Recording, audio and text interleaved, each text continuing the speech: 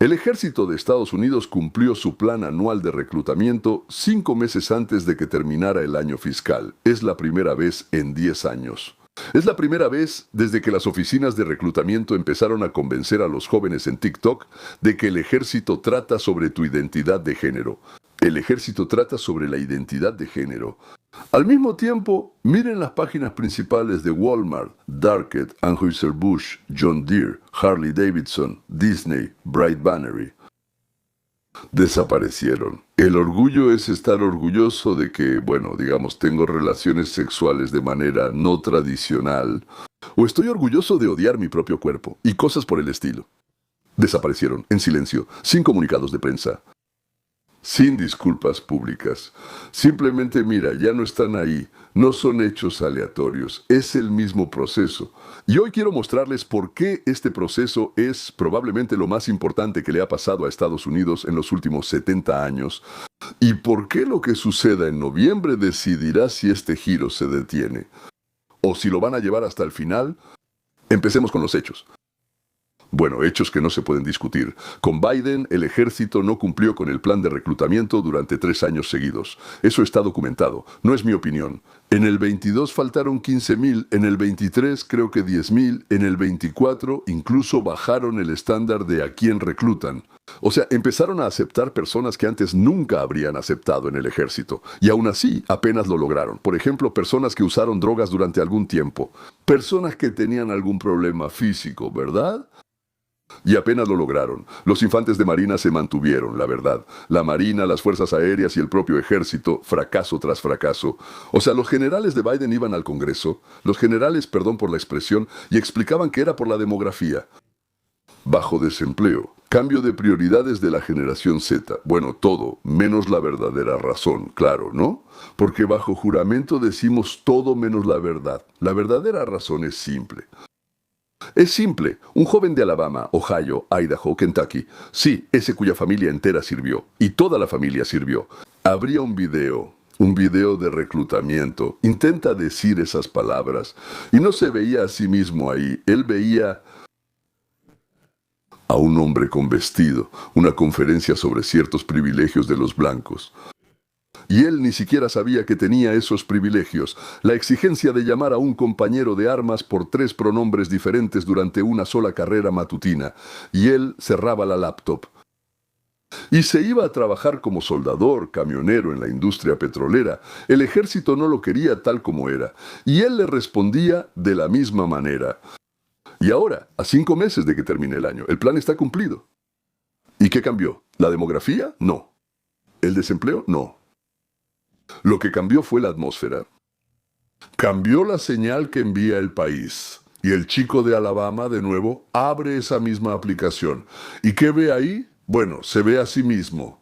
Y él entiende que está completamente de acuerdo con lo que le dicen ahí. Y va, paralelamente, las corporaciones. O sea, Bud Light, bueno, es cerveza, ¿no? En el año 23 perdió alrededor de 1.500 millones de capitalización. Los millones ni siquiera los notaron. La capitalización es el valor de la empresa, por una sola campaña publicitaria. Ahora te explico. Target en el mismo año perdió 15,000 millones. Disney fracasó en la taquilla 3 años seguidos. O sea, hacían películas y no recaudaban lo suficiente. No podían ganar dinero. El cine no podía ganar dinero. Disney ni siquiera recuperaba lo que invertía. Y ahora Walmart está eliminando por completo toda esa tontería. John Deere lo está eliminando. Harley Davidson. ¿Sí? De género ahí en las motocicletas, fábrica de tractores, Ford, Boeing. La lista es más larga de lo que cabe en este video. ¿Y eso qué significa? Ahora te explico. Estaban perdiendo capitalización debido a sus campañas publicitarias. En sus anuncios ponían mujeres disfrazadas de hombres, hombres con los labios pintados. Bueno, criaturas que contaban cómo les gusta tomar cerveza Bud. Y la gente veía eso y decía, si a ellos les gusta, yo no voy a tomar eso. Como estos que les gusta ir a Target. ¿Qué hacía la gente? ¿Ellos van ahí? ¿Llevar niños? Pues lo más probable es que sean ajenos. Porque como principio, ellos no podían tener hijos propios. A Disney. La gente decía, ellos van a Disney. Yo no voy a poner un pie ahí. Al ver esto, la gente normal dejaba de tomar cerveza Bud. Dejaban de hacerlo. Budweiser en Budweiser. Dejaban de ir así, a algún lugar, a algún lado. Dejaban de llevar a sus hijos a donde les muestran algo repugnante. Todo lo contrario a cómo ellos entienden la vida, qué es bueno, qué es malo. ¿Creen que por qué estas corporaciones silenciosamente despidieron a todos esos hombres disfrazados con labios pintados y uñas largas y arregladas? No fue porque de repente se dieron cuenta de algo. Ellos siempre han estado conscientes. Señores, ellos son cínicos. Se dijeron a sí mismos, oh Dios, yo hacía eso. ¿Qué estaba haciendo? ¿Cómo pude mostrarle eso a mis hijos? Nada de eso. Es más simple. Ellos contaron el dinero. Cerraron el negocio porque saben contar el dinero. Y en sus tablas de repente apareció una cifra que ellos trataban de no notar porque eso venía de la Casa Blanca. El verdadero comprador no es el que cambia de género, sino el que trabaja con las manos. Sí, el que va a la iglesia los domingos. Por cierto, considera a su mamá una mujer y a su papá un hombre. Intenta decir algo así hace 3 años, ¿verdad? Y no quiere que le mientan a su hijo sobre eso. No quiere que su hijo piense que el papá también puede dar a luz. Simplemente no quería eso. ¡Ja! Carabel se dio la vuelta. Esto no es un eslogan, es contabilidad. Gracias a Dios, la contabilidad les hizo entrar en razón, para que entiendan. ¿Cuánto importa esto? Hay que recordar en qué aguas nadábamos. Ni 3 años ni 5, señores, 15 desde la llegada de Obama. Sí. Ya son más de 15 incluso, y los últimos 5 han sido especialmente intensos. Miembro de la Corte Suprema de Estados Unidos, a quien adoro, mi querida Ketanji Brown Jackson. Simplemente tiemblo de emoción cuando la veo. Cada vez que abre la boca simplemente me da un paroxismo de felicidad. En el 2022, durante la audiencia para su confirmación, bajo juramento ante el Comité Judicial del Senado, entonces Marsha Blackburn, una de mis senadoras favoritas, a quien quiero mucho, le hace, una pregunta que parecería sencilla. ¿Podría decirme qué es una mujer y en qué se diferencia de un hombre? O sea, ¿podría dar una definición? Algo así, algo por el estilo. Y la futura jueza del máximo tribunal del país responde, no soy bióloga. Ella no es bióloga. Según ella, para saber quién es una mujer se necesita un título en biología. Pasa medio año, esta misma Ketanji habla en un foro de mujeres. Un foro de mujeres, o sea, de alguna manera determinaron quiénes son mujeres. Y dice textualmente desde la tribuna, ahora la voy a citar. Estoy orgullosa de ser la primera mujer negra en la Corte Suprema. ¿Y cómo se llamaba ese evento donde ella habló? Se llamaba El Poder de las Mujeres. Y luego añade, vamos a luchar por nuestros derechos, nuestros, o sea, los de las mujeres, o sea, un momento. Ella ni siquiera sabe que es una mujer, no sabe qué se diferencia el nombre. ¿Cómo va a luchar y contra quién? O sea, ¿para quién? Cuando le conviene, sí sabe quién es una mujer. Cuando no le conviene, de repente ya no tiene un título en biología, o tal vez lo consiguió rapidito, pero eso no es lo principal.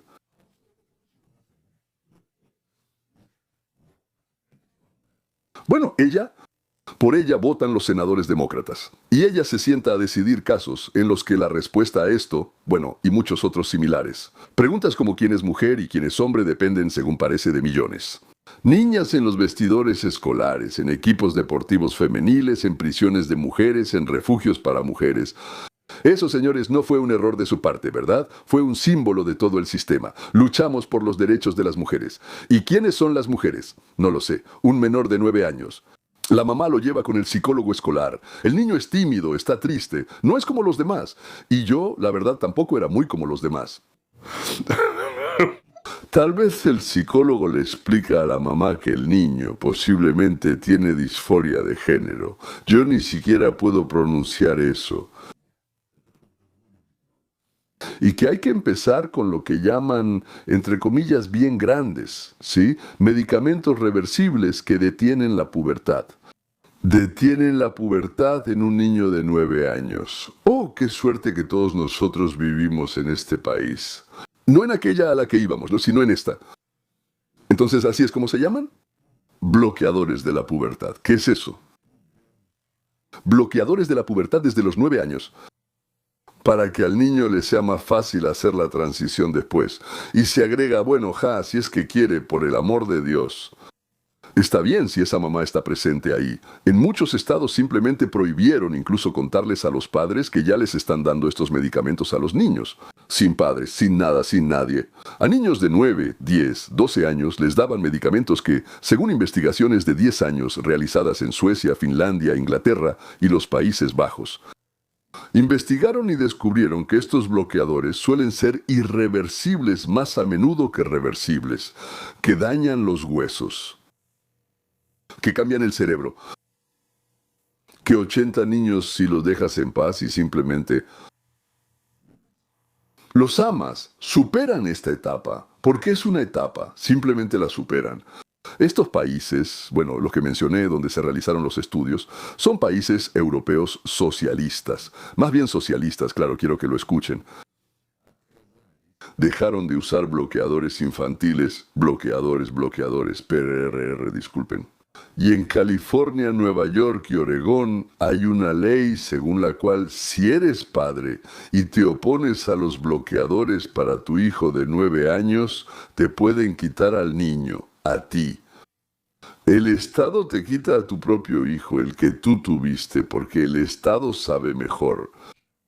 Sigamos adelante, pequeños negocios. Ahí, en un caso real, Jack Phillips, panadero, estado de Colorado, cristiano. Una pareja del mismo sexo acude a él y le encarga un pastel de bodas. Él dice, con gusto lo haré, o les vendo un pastel ya hecho.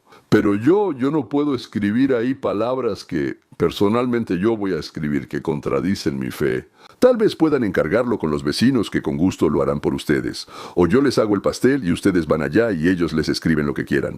Él no les negó el servicio a los clientes. Él simplemente se negó a escribir palabras específicas.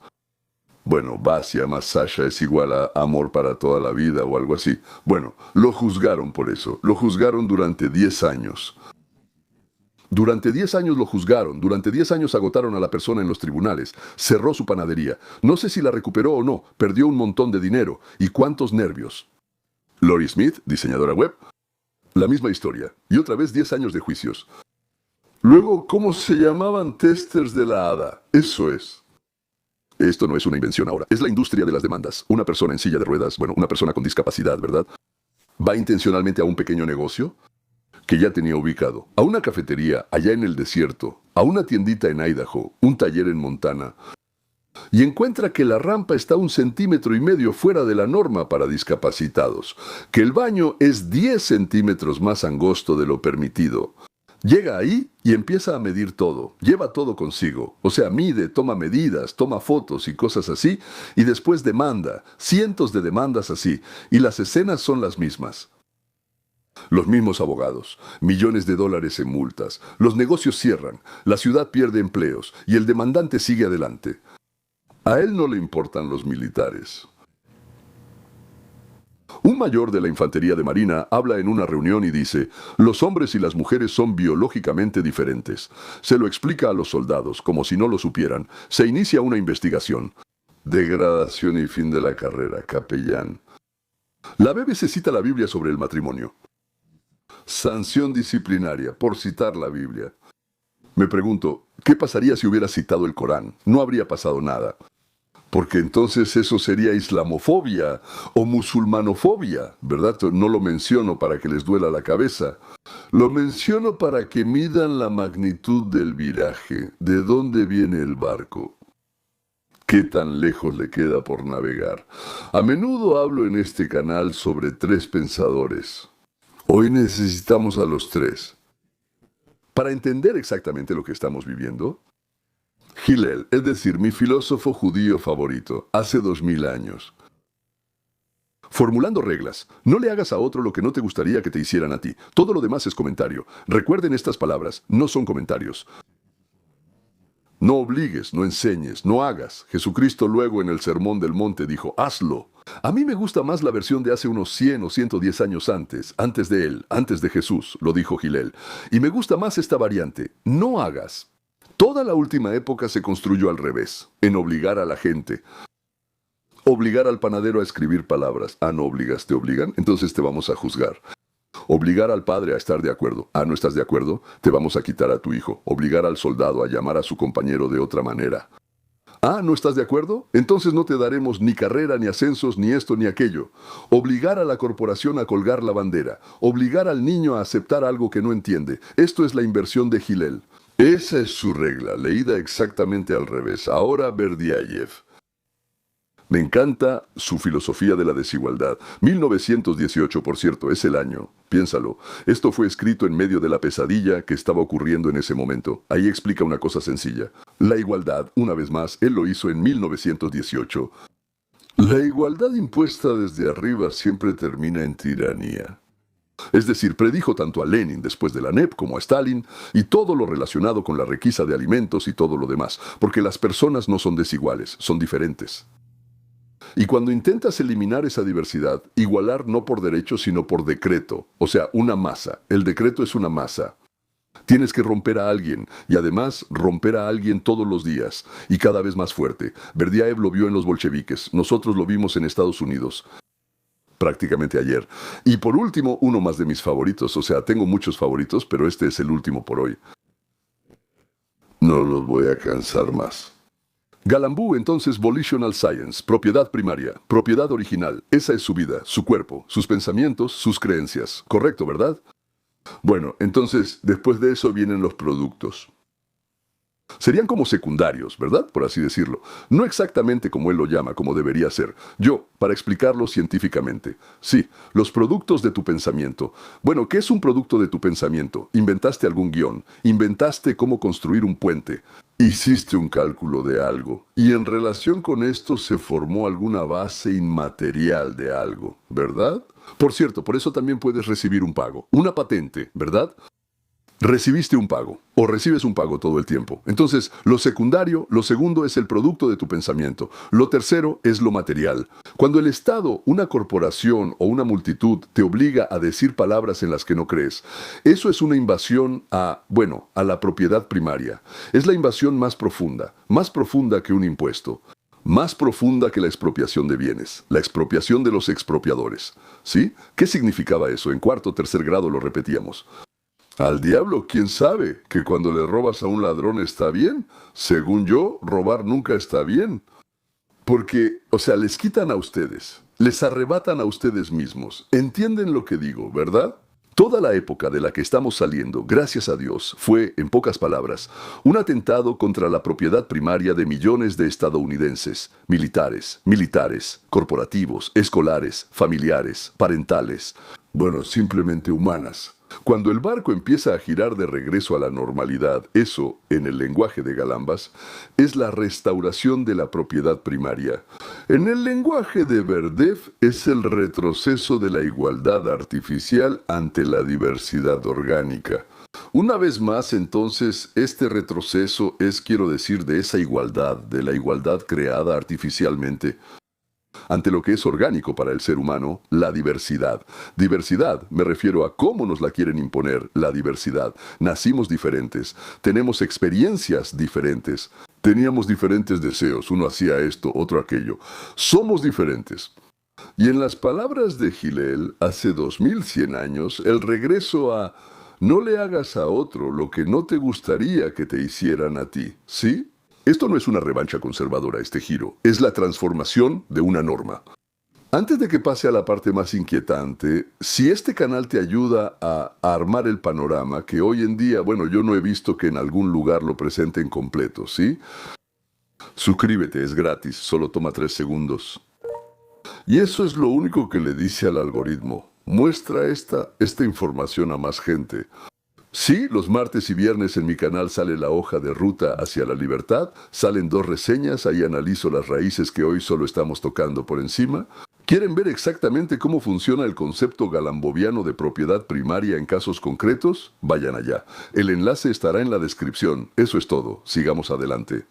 Lo más desagradable es que esto explica por qué noviembre no es solo otra elección, sino una encrucijada. En los últimos 2 años en Estados Unidos han salido a la luz hechos que se sospechaban desde hace mucho, pero que no se podían probar con cifras, como el caos en las calles del 2020 y 2023. El del 2024 no fue espontáneo ni una ira popular, sino una operación pagada. Hablo de esto con bastante cautela porque en este tema hay mucha exageración. Bueno, pero hay cosas que ya no son exageraciones. Son documentos de procesos judiciales, extractos bancarios, declaraciones de impuestos de ciertas organizaciones sin fines de lucro, correspondencia que fue incautada por el FBI durante allanamientos y ahora, después del cambio de administración, investigaciones desclasificadas. Lo primero, coordinadores. Aquellos que organizaban protestas espontáneas en el terreno recibían de 100 a 150 mil dólares al año a través de una cadena de patrocinadores fiscales. Es una herramienta legal en Estados Unidos. Cuando una, digamos, organización sin fines de lucro, 501c3, recauda fondos. Eso es solo la forma en que está registrado, esos numeritos y letras, así es como está registrado en Hacienda, que eres un tipo específico de organización sin fines de lucro. ¿Cómo recauda dinero? Lo transfiere. Transfiere fondos a destinatarios prácticamente anónimos. Bueno, de los más conocidos están Tides Foundation, Arabella Advisors y una docena más. En papel, la subvención es para educación cívica, pero en la práctica es el salario de un organizador de marchas callejeras y peleas en la calle. Segundo, no son campos de entrenamiento. Sí, no entre comillas, no son campos de entrenamiento, son campamentos reales donde enseñaban a la gente cómo vestirse para que en la celda de la policía no les reconocieran la cara. Cómo neutralizar el gas lacrimógeno, cómo moverse en formación, cómo bloquear calles, cómo provocar a la policía, bueno, para salir en cámara como víctimas. Los documentos de las investigaciones en Oregón y en Atlanta son públicos. Léelos, no me estoy inventando nada. Tercero, sistema de bonificaciones. Sí, de bonificaciones. Por un episodio exitoso, por una acción en la que resultó herido un policía, un escaparate roto, un coche patrulla incendiado, todos esos episodios exitosos se pagaban bonificaciones. ¿Cómo? A una cuenta bancaria, en criptomonedas, en efectivo, de diferentes maneras. Eso está en los materiales de Rico de Atlanta. El caso se llama Rico de Atlanta. Eso está en los materiales, por cierto, sobre Cop City.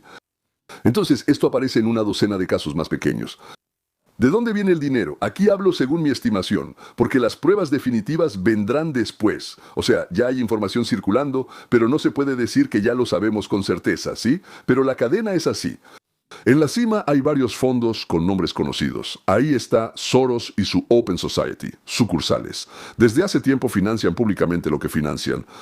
Pero también hay un nivel más abajo, estructuras relacionadas con asociaciones chinas de amistad, con intermediarios de Hong Kong, con estadounidenses de origen chino, con ciudadanos formalmente impecables, a través de cuyas manos pasaron transferencias importantes. Hay una tercera capa en la que ya se pueden ver intereses que van más allá, bueno, digamos incluso de la política interna estadounidense, y la interacción entre Estados Unidos y China. Hay razones para pensar que la red globalista y los intereses de Pekín, al menos en este aspecto, son aliados. Cada uno con su propio beneficio, por supuesto, ¿verdad? Los globalistas necesitan acabar con la independencia estadounidense, que es un obstáculo para el proyecto supranacional. Pekín necesita debilitar a su principal rival geopolítico, lo cual es comprensible. Es decir, nosotros intentamos evitarlo, pero es un deseo comprensible de su parte, ¿verdad? Es posible que en esta alianza haya también terceros participantes. Los islamistas tienen sus propios objetivos en Europa y en Medio Oriente. Por ahora es una cuestión, pero no es insignificante. Y aquí diría lo siguiente, lo más probable es que no sean sunitas, sino chiitas. Aunque también puede haber, digamos, algunos chiitas y sunitas que tengan tendencias wahabitas, por así decirlo, ¿verdad? Por cierto, si entiendo bien esta palabra, o sea, wahabitas corresponde a la palabra georgiana Bashkar, Katz. Lo cual no significa que Katz Bash, ¿verdad? O sea, Bash Katz, sino que es una sola palabra, Bash Katz, que significa héroe, luchador, héroe. Entiendo que tienen la sensación de que les estoy contando una teoría de conspiración, pero el problema es que esto ya no es una teoría. Hay documentos financieros y casos judiciales. Y la pregunta principal, naturalmente, es ¿para qué? Yo veo dos versiones, tal vez alguien vea algo más. La primera es dividir. De todas formas, para que los estados del interior, bueno, no Nueva York, no el estado de California, no los que están en las costas, los del interior, sí, ahí donde la gente no se dejó manipular. Bueno, ellos tienen menos, por ejemplo, títulos universitarios por persona, o sea, menos adoctrinamiento profundo, porque en cuanto tienes un título de educación superior, eso significa que se gastó mucho más dinero y esfuerzo en convertirte en esa persona, que ni siquiera sé si es hombre o mujer. Estos estados en los que no logran adoctrinarlos muy bien, entonces existe la idea de que se separen o digamos que sean expulsados. Sí, y entonces a la mitad progresista que queda se le puede llevar hasta un final controlado. Tener la mitad del país en vez de todo para el proyecto globalista no es una catástrofe, de hecho es hasta más conveniente. La segunda es provocar una rebelión y aplastarla, no dejar que madure hasta la separación.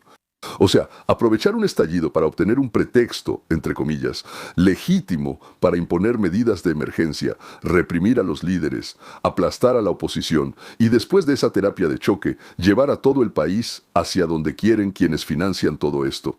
Porque miren, vean de dónde viene el dinero y hacia dónde va. No sé cuál de estas dos versiones es la principal, la correcta, o tal vez ambas al mismo tiempo, como dos escenarios para diferentes resultados. Por cierto, esto no es algo único. Los Guardias Rojos y Mao, eso fue en 1966 y 1967. Formalmente, eran un movimiento juvenil espontáneo. ¿Ustedes creen que fue un movimiento espontáneo? En realidad fue un instrumento centralizado, organizado, financiado y entrenado contra el aparato del partido que le estorbaba a Mao y al grupo que estaba con él. La requisa de alimentos de 1918 a 1921 en Rusia, formalmente, era una ayuda de los campesinos al proletariado. Bueno, pues hay que ayudar a los nuestros, ¿verdad? Eso es, en realidad fue una operación para destruir al campesinado como clase. El objetivo era diferente. Tecnología. El método es sorprendentemente parecido. Encontrar a jóvenes ideológicamente cargados, ingenuos, vacíos. Bueno, no es que sean ingenuos, sino que todavía no tienen experiencia ni comprensión. Darles armas, consignas, dinero y asusarlos. Lo que hemos vivido en América en los últimos 10 años no es único. Es un guión muy antiguo con pequeñas diferencias cosméticas cada vez que se aplica. Pero el barco empezó a girar. Empezó a girar no porque el plan de quienes hacen esto haya fracasado, sino porque en el país surgió un tercio, aproximadamente un tercio, tal vez un poco más, que dijo, por hoy basta, se acabó. Bueno, la llamamos el movimiento MAGA en un sentido amplio, como un fenómeno cultural, no partidista, no alrededor de una sola persona, sino alrededor de la sensación de ya basta. A este tercio le basta para detener, pero es poco para dar la vuelta por completo. En noviembre son las elecciones intermedias, las midterms. Según todos los libros de texto de ciencia política, la administración que gana la Casa Blanca pierde escaños en el Congreso 2 años después de su victoria. Es como una regla. Funciona casi siempre.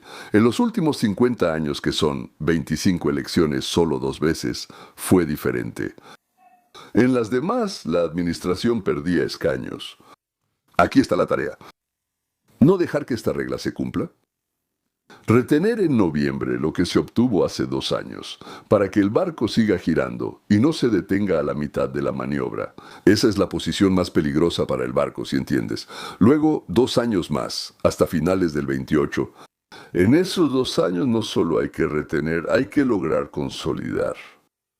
En las leyes, en los tribunales, en las decisiones de personal, en la doctrina militar, en los programas escolares de los estados, en los estatutos corporativos. Consolidarlo tanto que la siguiente administración, sea cual sea, no pueda revertirlo todo con solo una firma. Y un punto aparte. Aquellos que financiaron estas operaciones no se han ido a ningún lado. Todavía tienen el dinero, las redes siguen ahí y la gente también. Y ellos van a intentarlo, no es que puedan, sino que lo harán una y otra vez. Muy probablemente bajo algún nuevo lema. Tal vez sea un nuevo virus, tal vez una emergencia climática. Tal vez alguna crisis internacional que requiera unidad. Y se inventarán razones especiales para ello. Y el plan es el mismo, provocar, romper, cambiar el rumbo. Ustedes, nosotros debemos recordar todo esto y no relajarnos solo porque el barco está cambiando de rumbo. El barco giró y los timoneles en la bodega no se han ido a ningún lado. Simplemente se apartaron del timón por un tiempo y están esperando el momento en que tengan la oportunidad de volver a ese timón, al timón otra vez, hace 10 años. Lo que les dije hoy nadie lo habría escuchado antes. Hace 8 años me habrían insultado y bloqueado. Hace 5 años habrían cerrado el canal. Y hoy decimos con calma, de frente y con cifras y nombres, que el país ha despertado. Y cuando el país despierta, pues simplemente despierta. Es una expresión extraña. Cuando el país despierta, despierta. Pero es la verdad al 100%. El ejército cumplió la meta de reclutamiento, es decir, bueno, terminó. Las corporaciones hacen cuentas y dejan atrás todo ese pride. Los padres, el país, sacan a los niños de las escuelas que mienten. Los negocios vuelven a construir. El chico en Bolobami vuelve a abrir la aplicación de reclutamiento y se ve a sí mismo. Eso es América 250. Esto no es un desfile, es un regreso a lo que se estableció en 1776. Recuerda esto, 1776. El derecho de ser uno mismo. Ahí está escrito así: el derecho de ser uno mismo, el derecho de no mentir, el derecho de no hacerle a otro lo que odias que te hagan a ti, y viceversa, el derecho de no permitir que otro te haga eso a ti. El barco está girando, hay que seguir de pie, girar en esta línea y luego hacia allá, de regreso, no cansarse, y en noviembre ir a votar. Si hoy fue importante escuchar lo que dije, suscríbanse y presionen ese botón, así lo dice el algoritmo. Continúen, continúen, toquen la campana. Y los martes y viernes, creo que es martes y viernes, la hoja de ruta hacia la libertad es un canal aparte, ahí están las raíces. La conversación de hoy fue sobre las ramas en general, digamos, ¿sí? Sobre la parte de arriba. Y las raíces, ellas están ahí. El enlace estará en la descripción. Damas y caballeros, cuídense, cuiden a los suyos. Hasta la próxima.